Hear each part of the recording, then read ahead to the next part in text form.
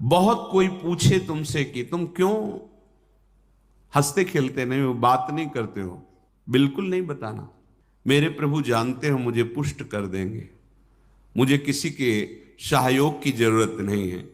तुम किसी से किसी भी तरह की मांग मत करो, प्रेम रस के पथिक हो। जैसी परिस्थिति में श्री जी आपको रख रही हैं, संतुष्ट रहो। आपसे हम प्रार्थना कहते हैं, आप जितेंद्रिय नहीं हो, आप पवित्र नहीं हो, आप बुद्धिमान नहीं हो, आपका मन नहीं लगता, बिल्कुल कोई बात नहीं। जबान से बोलो, जबान से। अगर ये जान जाओगे, मत्तः परतरम नान्यत किंचिदस्ति धनंजय। भगवान श्री कृष्ण कह रहे हैं मेरे सिवा किंचन मात्र कुछ नहीं, तो चरणों में प्रणाम करो, उनमें भोग बुद्धि मत करो। मुख की तरफ काम भाव से देखोगे तो तुम्हारा पतन हो जाएगा। इसलिए कह रहे हैं संभाष्य नैव क्वचित विषयिणः। भगवत मार्ग के पथिक की रहनी है विषयी पुरुष से, प्रपंची पुरुष से, तार्किक पुरुष से, नास्तिक पुरुष से संभाषण भी नहीं करना, उत्तर भी नहीं देना, राधे श्याम का उत्तर भी नहीं देना। समझ में एक बार आ गया, ये तर्क वितर्क करते हैं, भगवत विमुक्ता इनकी प्रधान वृत्ति है, तो प्रणाम बोले राधे श्याम, उत्तर ने दिया, मन में खूब नाम जप करो, उत्तर दोगे बातचीत होगी। संभाष्य नैव क्वचित, बिल्कुल नहीं बोलना। अगर श्री जी के चरणारविंद का प्रेम प्राप्त करना है,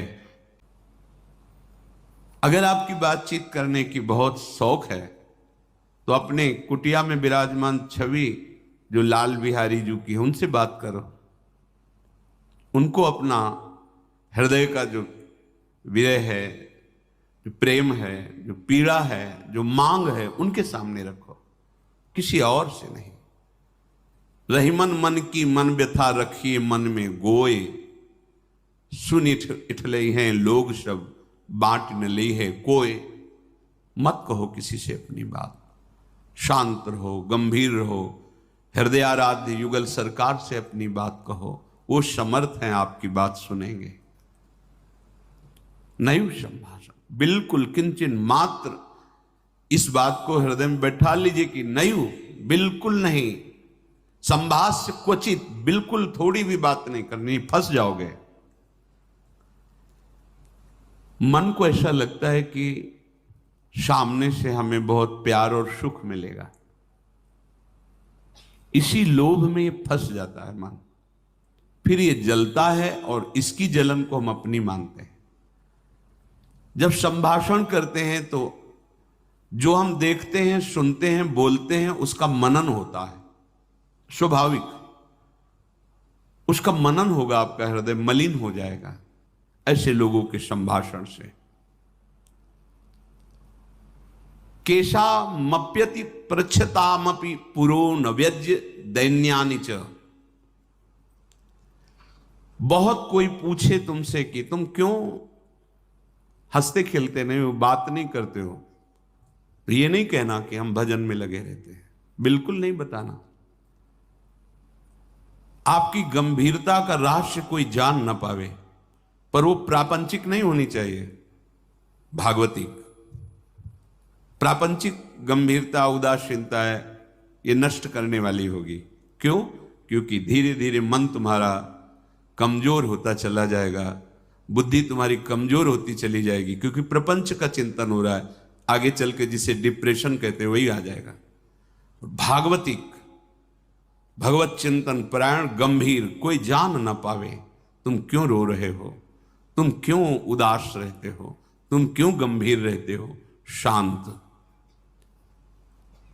केशा मप्यति पृच्छतामपि, कोई बहुत अधिकार रख करके आपसे पूछे तो भी श्रीपाद कह रहे पुरो न व्यज्य दैन्यानि च, आप नहीं बोलिएगा और अपनी दीनता का भी प्रस्तुत मत कीजिएगा।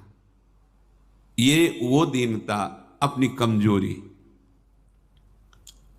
हमारे पास सर्दी के कपड़े नहीं, हमारे पास ये अव्यवस्था है, ये है, ये है, नहीं। जथा लाभ संतोष सदा काहू सो कछु न चाहोगो। मेरे आराध्य देव जी से जैसे मुझे रख रहे मैं संतुष्ट हूं। किसी भी तरह से अपनी, यहां जो दैन्यता वो भागवतिक दैन्यता की बात नहीं, अपनी कमजोरी की है। नहीं, मेरे प्रभु जानते हो मुझे पुष्ट कर देंगे, मुझे किसी के सहयोग की जरूरत नहीं है, क्योंकि किसी के सहयोग से काम क्रोध आदि को वश में नहीं किया जाता। ये भगवत कृपा पात्र जन भगवत स्मरण परायण होकर इस पर विजय प्राप्त करते हैं। कहने से कुछ होगा नहीं और दुरुपयोग हो सकता है, आपका उपहास हो सकता है। बहुत पूछने पर भी अपने हृदय की बात ना बतावे, हृदयाराध्य से ही बतावे, और अपनी किसी भी तरह की कमी को किसी ऐसे सबके नहीं, मेरा मन भजन में नहीं लगता, मुझे काम सताता है, मुझे ईर्ष्या है, मुझे द्वेष है, क्या हो जाएगा इससे? उसकी सत्ता पुष्ट हो रही है। नहीं, ये आगम अपायनो अनित्य, आसाने जाने वाले नहीं। राधा राधा राधा बने तो रघुबर ते बने, बिगड़े तो भरपूर, तुलसी औरन ते बने ता बनवे पे धूर। ध्यान रखो, कह रहे न व्यज्य दैन्यानि च, किसी भी तरह से आपके अंदर जो भाव है वो बाहर वाले को पता नहीं चलना चाहिए। भागवतिक मार्ग के पथिक हो। ये गुप्त धन भगवदानंद का छुपाने से बढ़ता है, छपाने से नष्ट होता है। जो हमारी कमजोरियां हो हमारे गुरुदेव जानते हैं, हमारे इष्ट देव जानते हैं, वो ठीक कर देंगे। हमें किसी के सामने ये दैन्य प्रस्तुत नहीं करना है, गंभीर शांत।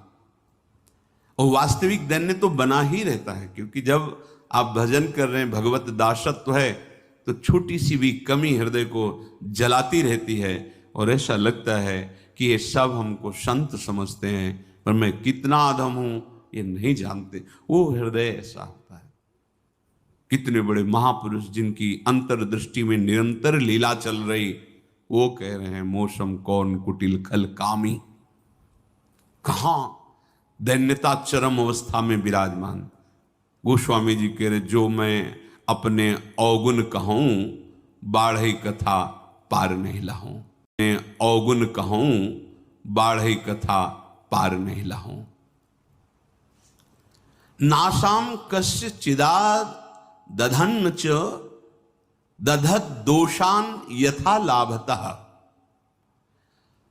तुम किसी से किसी भी तरह की मांग मत करो, प्रेम रस के पथिक हो। जैसी परिस्थिति में श्री जी आपको रख रही, संतुष्ट रहो। संतुष्ट एन केन वा, शांत। अब ये प्राण प्रभु को समर्पित, मन समर्पित, तन समर्पित, जीवन समर्पित। अब चाहे वो प्रेम रस दे या जलावें, आपकी मर्जी, आपके चरणों में समर्पित है। सुख दुख समय कृत्वा लाभालाभो जया जयो। साधु की जब तक ये समतामय स्थिति नहीं आती तब तक बात नहीं बनती। सुख दुख में समान भाव, लाभ हानि में समान भाव, जय पराजय में समान, ये संसारिक व्यक्ति नहीं जानेंगे। परमार्थ का मार्ग है। बिना ये समता, आजकल समता व्यवहार में उतारी जा रही है। व्यवहार में समता नहीं होती। बोले एक जैसा सबसे व्यवहार करो, कर ही नहीं सकते। करोगे तो पाप हो जाएगा, पाप बन जाएगा। एक जैसा व्यवहार कैसे कर सकते हो? पत्नी, पुत्री, माता, बहन एक जैसा व्यवहार कर सकते हो?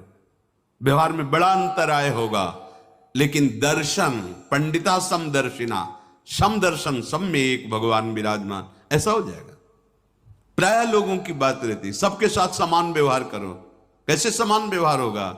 ज्ञानियों में सुखदेव जी के गुरु हैं जनक जी, और यथा योग्य आसन लगे हुए हैं क्रम से। यथा योग्य, किसी को प्रणाम करके, किसी से प्रणाम करवा के, किसी से हाथ जोड़ के, किसी से हाथ जोड़वा के, किसी को मुस्कुरा के, किसी को देख के, जो यथा योग्य सम्मान, ऐसे भगवान यथा योग्य सबसे मिलते हैं।